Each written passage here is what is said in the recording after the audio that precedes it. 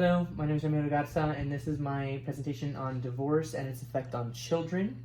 My social problem or social issue that I researched on was divorce. Now, we've all kind of heard about the negative effects that divorce can have on children. Now, there's also going to be positive, things that can come out of divorce. Sometimes situations where the children need to come out of it for positive gain. However, I'm going to be focusing on the negative aspect of these children of divorce. Now, we've kind of heard the numbers already. Divorce happens every 13 seconds in the United States. That's a staggering high number. We all kind of know, kind of verbatim, that over 50% of marriages end in divorce, which is a super high number for the United States. Now, when I was researching this, just in Texas alone, as of 2012, because that's the latest that the information that they will give us, in 2012, 62,196 children in Texas were affected by divorce, which is a very high number. So as I was researching this, and you can see by this chart right here, this is from the Texas Department of State Health Services. You can see that in Texas, 80,030 couples were divorced in 2012 alone, which is a very, very high number. Not as high as you can see right here in the early 80s right here, where it kind of peaked up here. Not as high as that. However, the number is still very, very high for Texas alone. This is just for Texas, of course.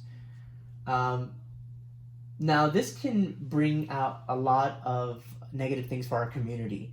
The research kind of indicates that children can suffer psychologically, economically, and academically. Now, psychologically, it affects these children because it can create depression, loneliness, as far as other things as well. Behavioral problems in particular, a lack of respect for authoritative figures in particular. Sometimes it's just behavioral problems can just stem from something like this when their world is shaken up like that. The research shows that more kids are experiment with drugs at an earlier age than other kids. It's just the numbers are just staggering when it comes to the issues that can come from this. Also, other than just psychologically, since they have a lack of respect for authoritative figures, that can also stem into the classroom, which is where you can see right here academically as well. It can also affect children in the classroom because it's hard for them to be able to pay attention in class, to listen to their teachers, listen to their principals and whatnot, because of these kind of issues that's happening at home. Also at home, they can suffer economically. Obviously, there's going to be a big shift financially from having two parents, working to no parents working, or vice versa. Then having to get step parents or whatever have you. It becomes an issue financially, and so what you see a lot of in these kids is that they end up working jobs at an early age. They have to grow up a lot faster than what they would like to. Kind of in a rush, which is why the psychological problems and so on and so forth, they kind of all feed off of each other a little bit. Now, there are possible solutions to this.